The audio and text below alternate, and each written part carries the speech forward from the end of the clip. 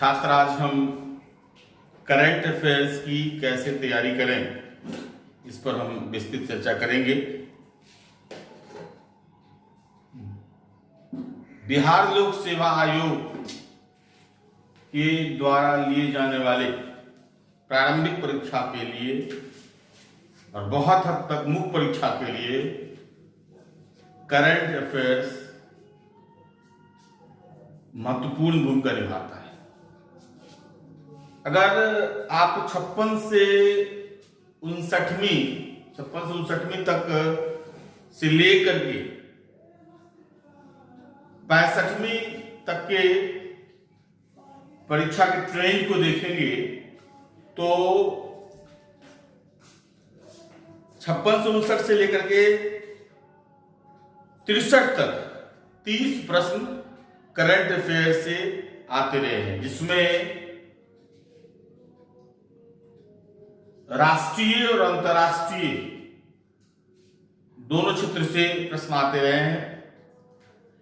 पिछले कुछ बीपीएससी से, खासकर 2 बीपीएससी से बिहार से जुड़े हुए करंट अफेयर्स पर भी फोकस किया जाने लगा है।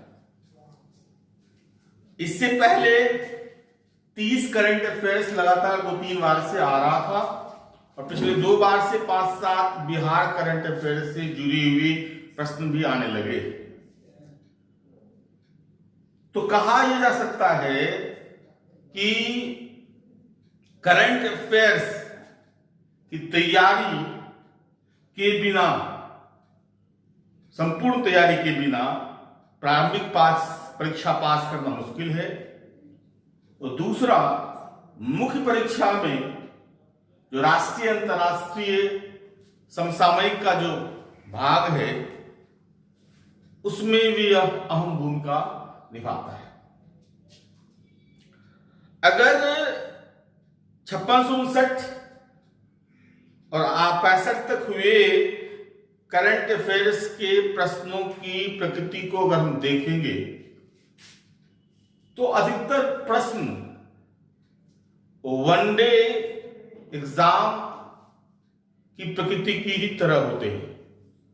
हाँ, कुछ प्रश्न कुछ विशेष होते हैं, लेकिन अगर उसका आप संपूर्णता से अध्ययन करें, विशेषकर अंतर्राष्ट्रीय संबंध और राष्ट्रीय घटनाक्रम से जुड़े हुए मुद्दों पर अगर हम विशेष ध्यान देंगे तो एक तो प्रारंभिक परीक्षा के हर एक प्रश्न का आप सही उत्तर दे पाएंगे और दूसरा, मुख्य परीक्षा की तैयारी भी आपकी सही दिशा में निर्धारित होगी। इस कारण करंट अफेयर्स की तैयारी कैसे करें, यह बहुत महत्वपूर्ण है। और तैयारी करने में किन किन स्रोतों का इस्तेमाल करें, ये दोनों इंपॉर्टेंट है। करंट अफेयर्स अगर बिहार के संदर्भ में देखेंगे तो इसको हम 3 पार्ट में बांटते हैं। एक, अंतर्राष्ट्रीय संबंध, अंतर्राष्ट्रीय समसामयिकी, अंतर्राष्ट्रीय समसामयिकी, ठीक है, समसामयिकी। उसके बाद राष्ट्रीय, और बिहार के विशेष संदर्भ में मैंने कहा 5-7 क्वेश्चन अगले पूछे जा रहे हैं, तो बिहार समसामयिकी। ये आपको बारी बारी से जो अभी तक जो संभावना देखने को मिल रही है वह 13 से 15 क्वेश्चन इसमें रहते हैं, 13 से 15 क्वेश्चन इसमें रहते हैं और 6 से 8 क्वेश्चन इसमें रहते हैं। पिछले 2 बीपीएससी का देखिए, बिहार से जुड़ा हुआ चीज करंट अफेयर्स में आ रहा है।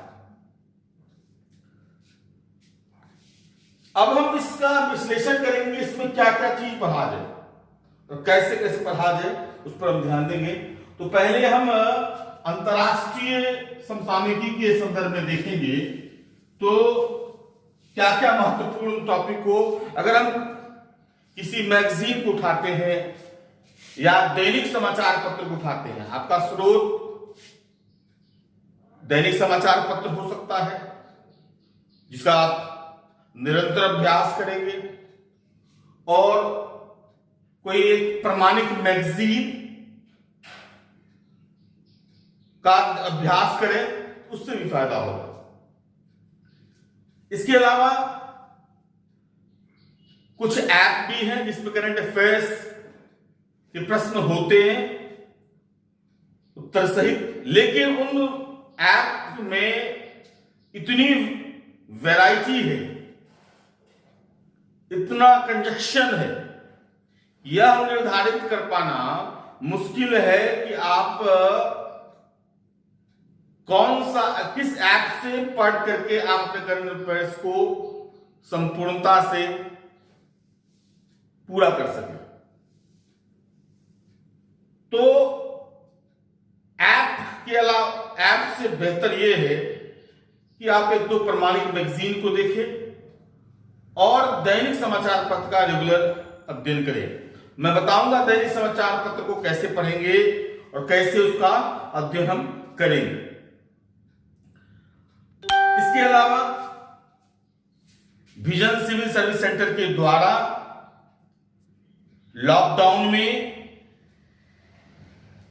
अंतर्राष्ट्रीय, राष्ट्रीय और बिहार से संबंधित करंट अफेयर्स को रेगुलर दिया जा रहा है, और इस YouTube चैनल में भी लिंक पोस्ट करा जाएगा, और उसमें आप उस लिंक में आप करंट अफेयर्स के संग्रह को देखेंगे, और आगे भी यह प्रयास जारी रहेगा। यानी विजन सिविल सर्विस सेंटर का नोट्स भी प्रारंभिक परीक्षा के लिए आपको एक नई दिशा देगा। इसके अलावा जब अंतरराष्ट्रीय और राष्ट्रीय स्तर पर अगर आप उन चीजों जो बर्निंग टॉपिक पर अगर आप ध्यान देंगे तो आप उसमें ये ध्यान रखेंगे कि उसमें मुख्य परीक्षा से जुड़े हुए चीजों पर भी ध्यान देंगे। विजन सिविल सर्विस सेंटर मुख्य परीक्षा से संबंधित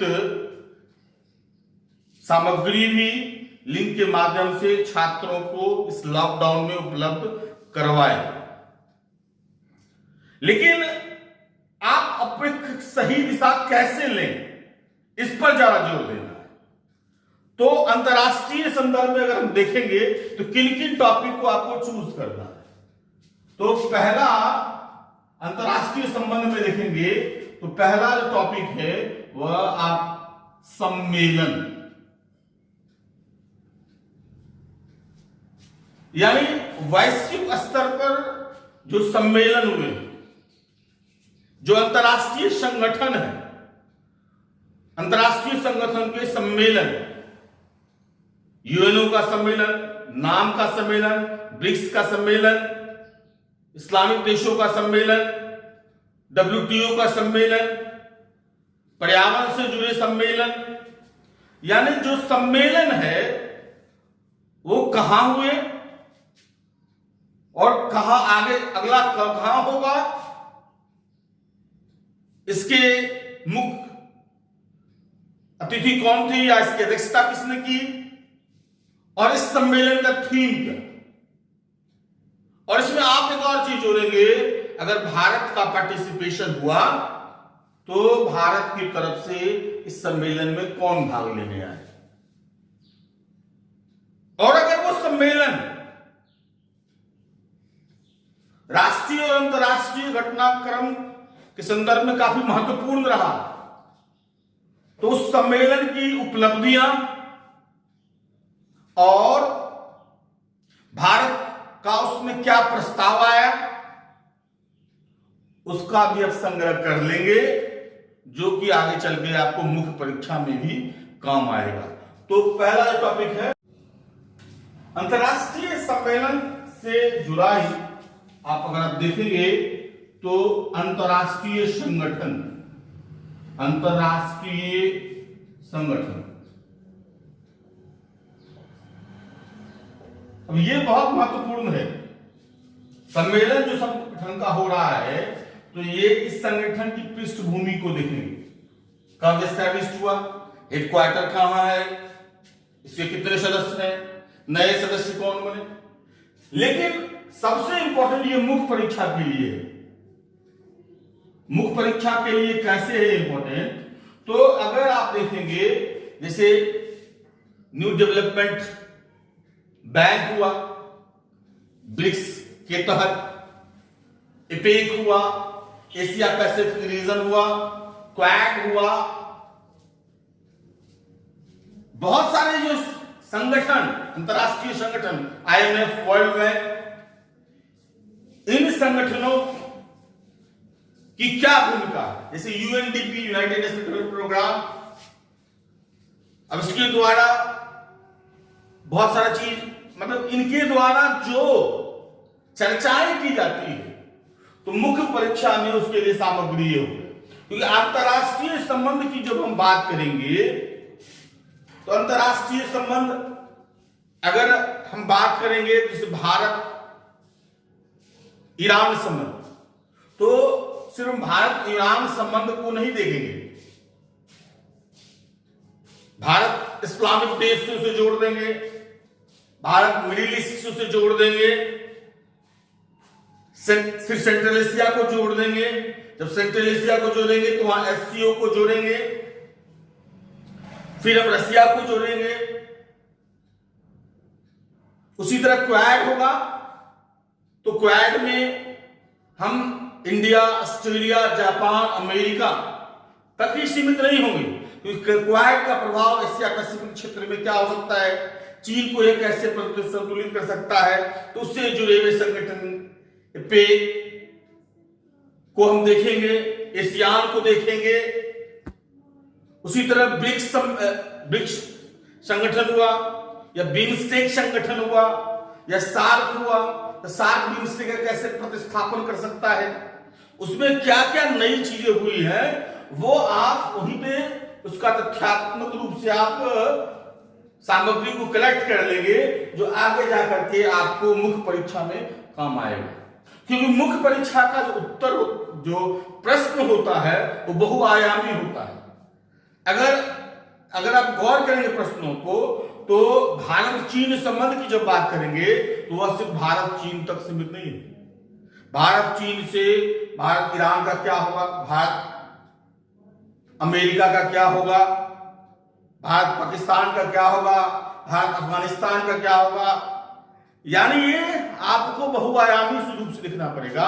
तो जब आप इन संगठनों के बारे में उनकी जो नई नई चर्चाएं हो रही हैं, उनमें जो नए नए वक्तव्य दिए जा रहे हैं, तो उनको संग्रह करके रखना है, जो कि आपको मुख्य परीक्षा में काम आएगा।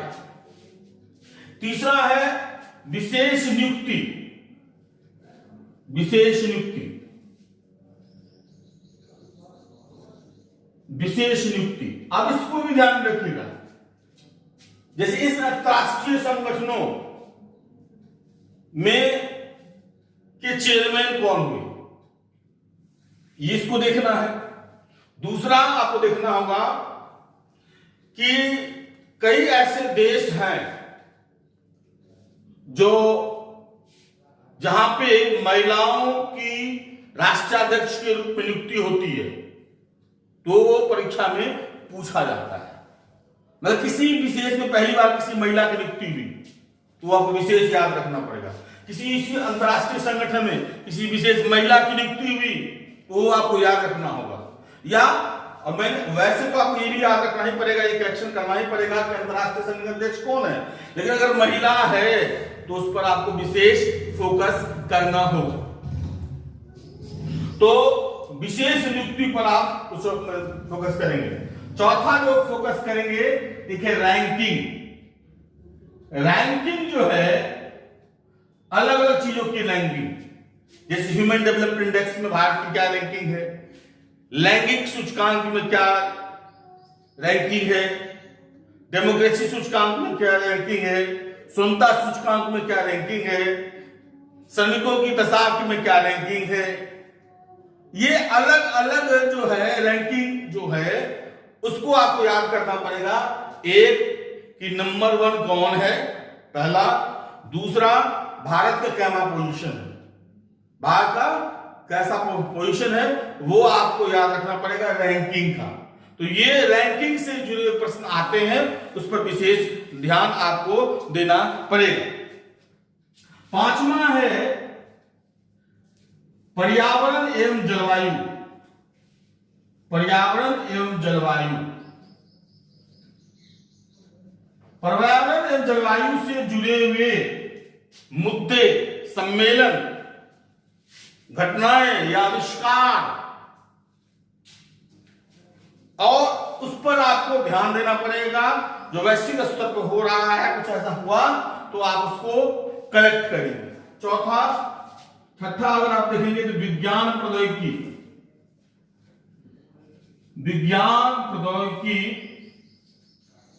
से जुड़े हुए नए नए आविष्कार, इस पर भी आपको ध्यान देना पड़ेगा। इससे जुड़े हुए कोई रिसर्च आते हैं, चाहे नासा के द्वारा, चाहे कोई लॉन्च करी जाती है, या कोई ITER से समझो हुआ, एटॉमिक एनर्जी से हुआ, सोलर एनर्जी से हुआ, जो टेक्नोलॉजी नहीं आती है तो उस पे आपको फोकस करना पड़ेगा। सातवां जो इसका सबसे इंपॉर्टेंट टॉपिक है वो है खेल। ध्यान में रखेंगे,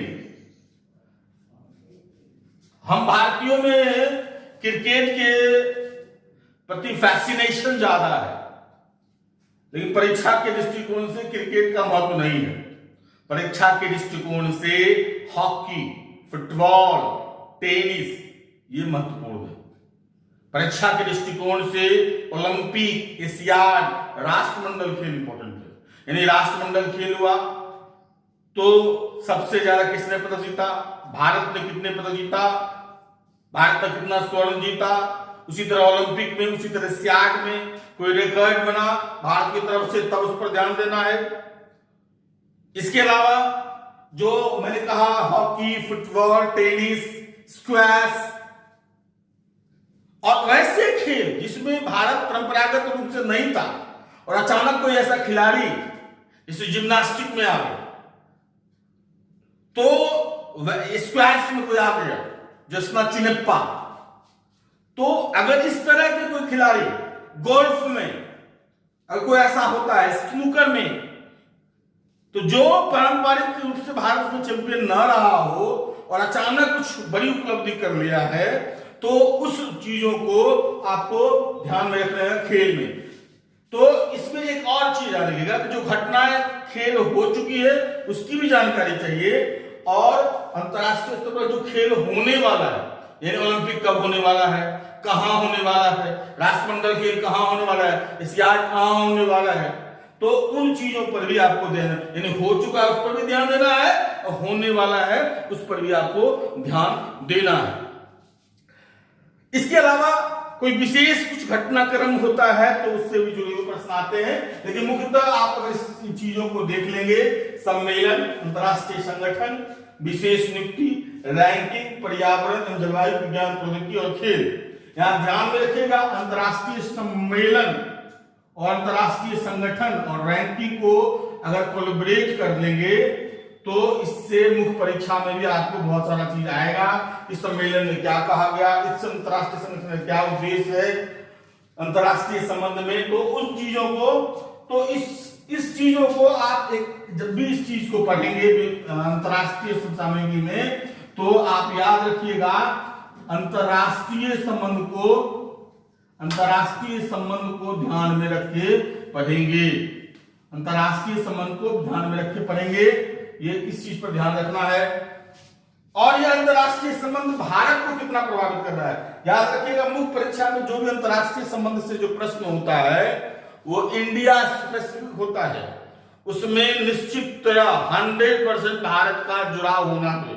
यानी अंतरराष्ट्रीय संबंधों में जहां भारत का जुड़ाव है तो वो मुख्य परीक्षा से जुड़ी हुई चीजों पर आपको ध्यान में रख लेंगे। इसके अलावा अगर इसके लिए हम राष्ट्रीय समसामयिक पर कर्म चर्चा कर देते हैं, तब फिर हम सामग्री पर क्या करेंगे। राष्ट्रीय घटनाक्रम कि अगर तैयारी सिलसिलेवार ढंग से करना चाहते हैं, व्यवस्थित ढंग से करना चाहते हैं, तो कुछ हट करके अंतर्राष्ट्रीय समसामयिकी और अंतर्राष्ट्रीय संबंध का पहलू अलग होता है, राष्ट्रीय का पहलू अलग होता है। तो राष्ट्रीय में जो सबसे इंपॉर्टेंट पहलू है वह है परियोजना, जो लॉन्च करी जाती है परियोजना, ठीक है, या आप उसमें ऐड कर दें स्कीम, यानी परियोजना जो केंद्र की सरकार के द्वारा जारी की जाती है, या कोई स्कीम जो राज्य विभिन्न राज्य सरकारों के द्वारा लागू की जाती है, उस पर फोकस करना है। मैंने राष्ट्रीय सरकार, केंद्र सरकार के द्वारा जो परियोजनाएं दी जाती है उससे जुड़े हुए कब ये स्टार्ट हुआ, इसकी मुख्य विशेषता क्या है, इसकी उपलब्धियां क्या है, स्कीम अलग अलग राज्यों में कुछ विशेष स्पेसिफिक स्कीम, सोशल और इकोनॉमिक से जुड़े हुए स्कीम आते हैं। तो परियोजना और स्कीम पर विशेष फोकस करेंगे और इसमें ध्यान में रखेंगे, बजट में भी कई परियोजनाएं स्कीम घोषित जाती है, उसको भी ध्यान में रखना है। यानी परियोजना और स्कीम राष्ट्रीय घटनाक्रम में सबसे महत्वपूर्ण टॉपिक होता है। इसके अलावा रैंकिंग पहले महत्वपूर्ण नहीं होता है, लेकिन रैंकिंग जब नीति आयोग की स्थापना हो गई तो नीति आयोग जो है वह प्रतिस्पर्धी सूचकांक के तहत राज्यों के बीच स्वास्थ्य, शिक्षा, पर्यावरण, एनर्जी से जुड़े हुए अलग अलग सूचकांक जारी करती है। एसटीआई सूचकांक पहले से जारी होता था, लेकिन एनर्जी, एजुकेशन, लिटरेसी सबसे जुड़ा हुआ जो सूचकांक है नीति आयोग जारी करती है, उस रैंकिंग से जुड़े हुए प्रश्न आते हैं। कौन राज्य पहला है, बिहार की क्या स्थिति होगी, या उसमें ये भी ध्यान में रखेंगे उसके पॉइंट्स भी दिए जाते हैं, कभी कभी पॉइंट्स भी पूछ दिए जाते हैं उस रैंकिंग में। तो रैंकिंग पहले महत्वपूर्ण नहीं था, लेकिन अब विशेष रूप से नीति आयोग के द्वारा जारी किए गए रैंकिंग पर ध्यान देंगे। इसके अलावा अगर आप गौर करेंगे तो विशेष नियुक्तियां यहां भी इंपॉर्टेंट है, विशेष नियुक्तियां यहां भी इंपॉर्टेंट है,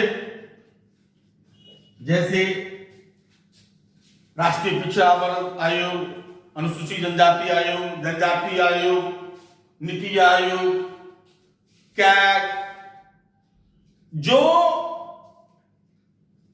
संवैधानिक पद पर जो नियुक्ति होती है सेट में, उसको आपको देखेंगे तो इन विशेष नियुक्तियों की भी जानकारी अगर कुछ अप टू डेट हो, चुनाव आयोग जो नया कुछ घटा हो, पुराने वाले नहीं, नया कुछ विशेष नियुक्ति हुआ है तो उस पर भी आप फोकस करेंगे। चौथा, पर्यावरण और जलवायु, ये भी यहां इंपॉर्टेंट है। इसके लिए पर्यावरण और जलवायु से जुड़े हुए क्या क्या स्टेप भारत सरकार ले रही है और अलग अलग स्टेट क्या ले रहा है, उससे संबंधित भी आपको चीजों को ध्यान में रखना होगा। और विज्ञान प्रौद्योगिकी,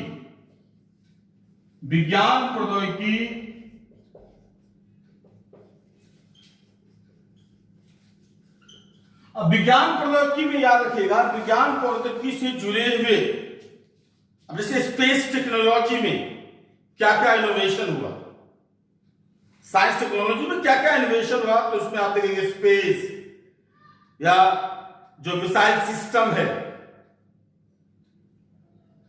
या एटॉमिक एनर्जी से जुड़ा हुआ या नैनो टेक्नोलॉजी से जुड़ा हुआ। तो विज्ञान प्रौद्योगिकी में जो नए नए इनोवेशन हो रहे हैं उससे जुड़े हुए तथ्यात्मक प्रश्न पूछे जा रहे हैं। और अगर इसमें ध्यान रखिएगा, जब विज्ञान प्रौद्योगिकी की चर्चा कीजिएगा तो इसके तथ्य, नवीनतम जो तथ्य है वो आप मुख्य परीक्षा के लिए भी तैयार कर लेंगे। जैसे एनर्जी में क्या क्या न्यू इनोवेशन हुआ, स्पेस टेक्नोलॉजी में क्या क्या न्यू इनोवेशन हुआ, क्या क्या नई चीजें आई हैं, बायोटेक्नोलॉजी में क्या क्या नई चीजें आई हैं। तो वो आप वहां पे जो नवीनतम चीजें आपको आती नजर आएंगी, तो उसको आप वहां प्रारंभिक परीक्षा के लिए भी और मुख्य परीक्षा के लिए भी ध्यान कर लेंगे, जो आपको आगे जाकर के मुख्य परीक्षा में कोई समस्या नहीं होगी। छठा जो इसका टॉपिक है न्यायिक निर्णय। न्यायिक निर्णय, न्यायिक निर्णय के यहां संदर्भ मुख्य रूप से सुप्रीम कोर्ट, कुछ हद तक हाई कोर्ट भी, दिल्ली हाई कोर्ट का आप एग्जाम्पल ले सकते हैं, लेकिन अधिकतर जो न्यायिक निर्णय सुप्रीम कोर्ट के द्वारा दिए जाते हैं, जो मील के पत्थर साबित होते हैं, लॉ ऑफ द लैंड होते हैं, तो उनसे जुड़े हुए प्रश्न प्रारंभिक परीक्षा में करंट अफेयर्स में पूछे जाते हैं। ध्यान में रखिएगा कि न्यायिक निर्णयों से जुड़े हुए प्रश्न मुख्य परीक्षा में भी आ सकते हैं। वो करंट अफेयर्स में भी आ सकते हैं और वो पॉलिटी में भी आ सकते हैं। जैसे मान लिया नए राज्य के निर्माण और जम्मू कश्मीर से रिलेटेड जो संदर्भ है वो, या नागरिकता संबंधित कानून, उससे जुड़ा हुआ कोई ये फैसला हो, या ट्रिपल तलाक से जुड़ा हुआ हो, यूनिफॉर्म सिविल कोड से जुड़ा हुआ हो, तो जो फैसले, ऐतिहासिक फैसले होते हैं, जो न्यायिक निर्णय होते हैं, उसको भी आप स्पष्ट रूप से ध्यान में रखेंगे।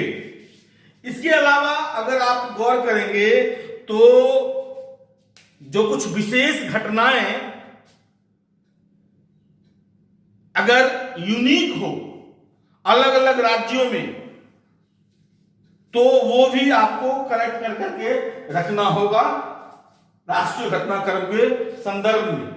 मुख्य परीक्षा के दृष्टिकोण से राष्ट्रीय घटनाक्रम का महत्व पहले से घटा है, क्योंकि करंट अफेयर सेक्शन में अब अंतरराष्ट्रीय संबंध पर ज्यादा पूछा जाता है। लेकिन अगर आप याद रखिएगा, विज्ञान प्रौद्योगिकी से जुड़ा हुआ अगर आप तैयार करते हैं तो सेकंड पार्ट में साइंस स्ट्रीट में आपको बहुत कुछ फायदा होगा।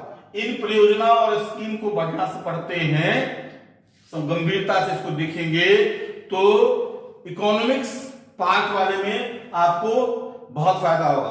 और अगर न्यायिक निर्णय को गंभीरता से देखेंगे तो आपको पॉलिटी में जो है वो काफी मदद होगा, क्योंकि इकोनॉमिक्स या साइंस या पॉलिटी में बहुत सारे प्रश्न अप टू डेट होते हैं।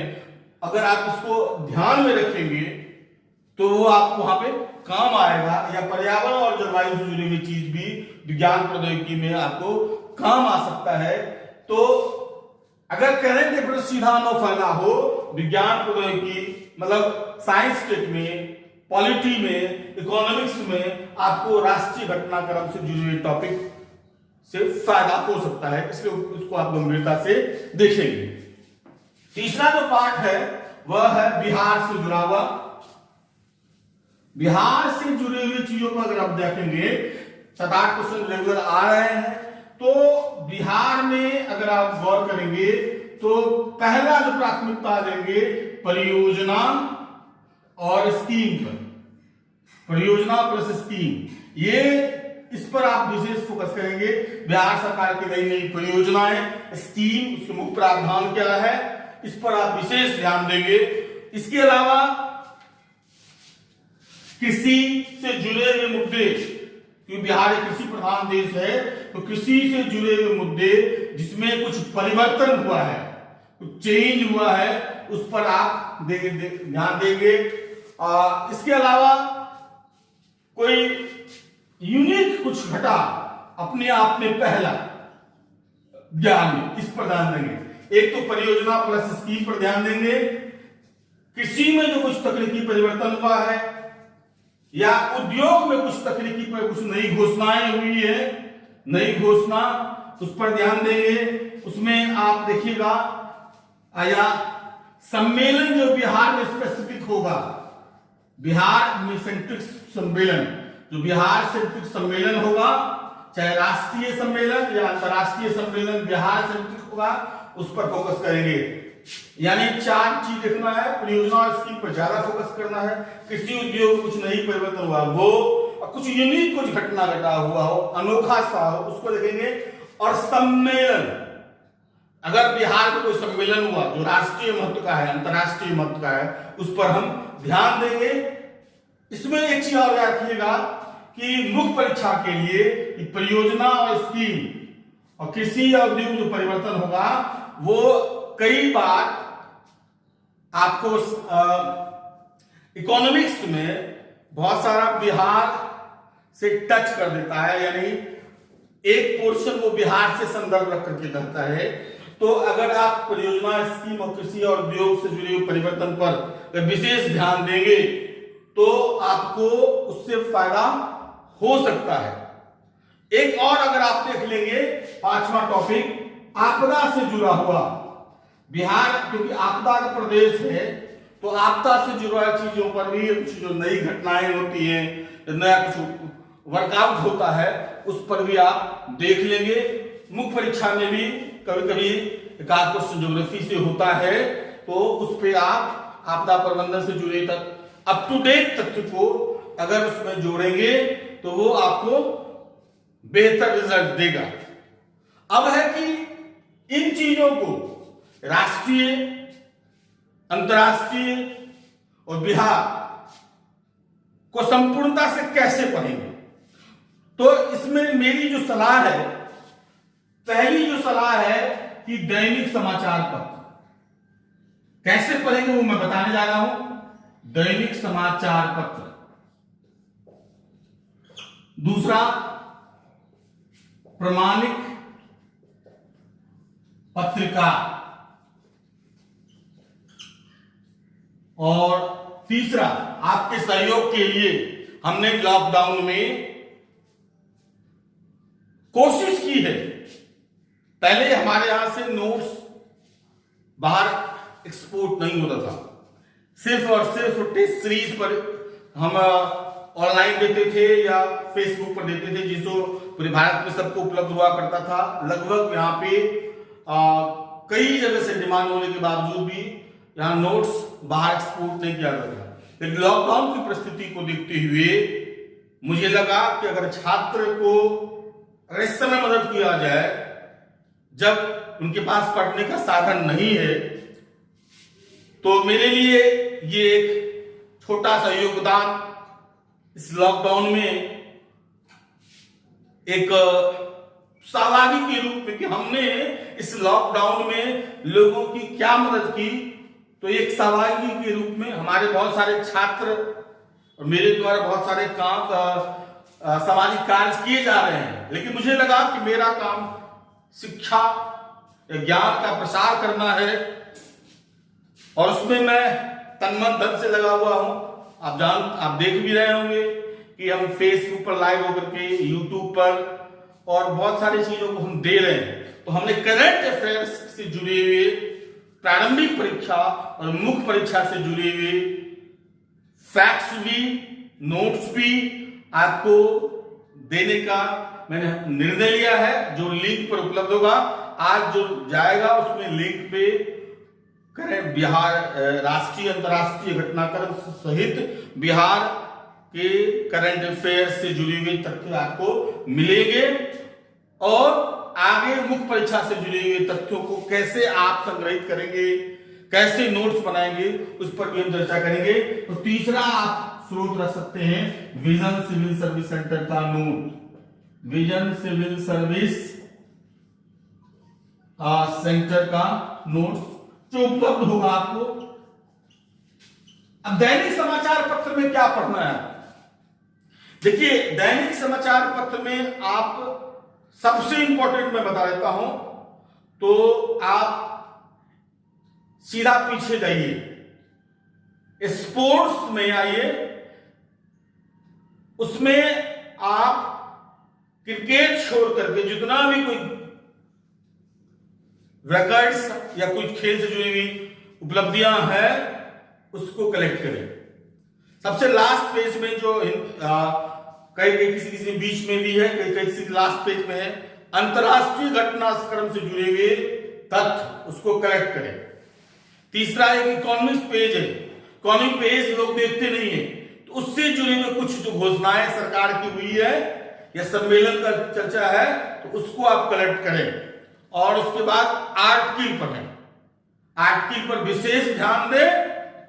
और एक चीज और ध्यान में रखिएगा, जो फ्रंट पेज है तो उस फ्रंट पेज में आप जो मुख्य चीजें हैं उसको, जो मेन फोकस न्यूज है उसका भी कलेक्ट करेंगे। अब डिटेल पढ़े ना पढ़े, लेकिन मेन फोकस न्यूज उसको आप कलेक्ट करेंगे। बिहार के संदर्भ में होगा तो बिहार पेज में अगर आप देखेंगे बिहार सरकार के द्वारा जो घोषणाएं हो रही है, स्कीम आ रही है, उसको आप उसमें कलेक्ट करेंगे। उसी तरह अगर अंग्रेजी माध्यम के हैं तो उनको भी बिहार से संबंधित, बिहार सेंट्रिक न्यूज बिहार से भी मिलते हैं, बिहार पेपर में मिलते हैं, उसको भी आप कलेक्ट कर सकते हैं। प्रामाणिक पत्रिका, अब इसका पैमाना मैं किसी पत्रिका के फेवर में नहीं बोलूंगा, इसलिए क्योंकि हर एक पत्रिका अपनी तरफ से बेस देने की कोशिश करता है, लेकिन आपको यह प्रामाणिकता देखनी पड़ेगी दो तरीके से। एक ये कि प्रारंभिक परीक्षा से जुड़े हुए तथ्य जो विभिन्न परीक्षाओं में पूछे जा रहे हैं, खास के बीपीएससी में जो पूछे जा रहे हैं, क्या पिछले 2-3 साल से उन पत्रिका से उस प्रश्न का उत्तर आ जा रहा है, एक ध्यान रखेंगे। दूसरा, मुख्य परीक्षा से जुड़े हुए जो उसमें चर्चाएं हो रही हैं उसका स्तर किस कोटि का है। तो अगर आप इस चीज पर ध्यान रखेंगे, लेकिन मेरा ये मानना है कि आप 2 प्रमाणिक मैगजीन रख लें और एक सरकारी में मैं योजना कुरुक्षेत्र का नाम लेना चाहूंगा, वो आप पढ़ें, जिससे कि इकोनॉमिक्स, साइंटिक्स से जुड़ा हुआ या पॉलिटिक्स से जुड़ा चीज आपको उसमें बहुत सारी मिलेगी। तो योजना कुरुक्षेत्र को पढ़ सकते हैं। बाकी जो मैगजीन है उसमें से आप कुछ प्रमाणिक को सिलेक्ट कर सकते हैं और हमारा नोट्स आपको उपलब्ध होगा, या तो YouTube पे हो सकता है या Facebook पे कभी कभी हो सकता है, लिंक मिला जाएगा और उसमें आपको विजन संस्थान के नंबर भी हैं। अब यहां से जुड़े हुए जो जितने भी हमारे लोग हैं उनसे भी आप कनेक्ट करके, कॉरेस्पॉन्डेंस कोर्स भी चलाया जाता है, तो कॉरेस्पॉन्डेंस से भी आपको या तो ऑनलाइन भी दिया जाता है या कुरियर से आपको मटेरियल भेजा जा सकता है। और अगर मैं देखूंगा तो दरभंगा जैसे सुदूरतम क्षेत्र में